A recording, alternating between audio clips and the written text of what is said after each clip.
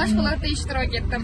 Menda bu amaliy mashg'ulot juda katta taassurot qoldirdi. Ushbu tadbirda zilzila vaqtida qanday harakatlanishni, yong'in chiqqanda o'zimizni va atrofimizdagilarni qanday himoya qilish kerakligi haqida amaliy ko'nikmalar berildi. Shuningdek, tez tibbiy yordam jarayonlarini ham biz amaliy kuzatdik.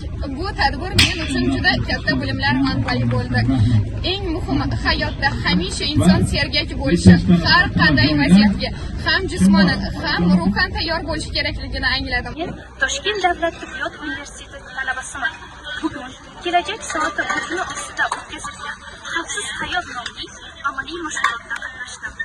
Bu amaliy mashg'ulot orqali men inson hayoti naqadar muhim ekanligi, uning xavfsizligi qanchalik o'rin tutishi, uning sog'ligini asrash har bir insonning burchi ekanligini tushunib yetdim. Shuningdek, bu amaliy mashg'ulot orqali men birinchi tibbiy yordam ko'rsatish, yong'in qoidalariga rioya, yong'in xavfsizlik qoidalariga rioya qilish kabi muhim amaliy ko'nikmalarga ega bo'ldim. Shaxsan o'zim qidiruv guruhida ishtirok etdim.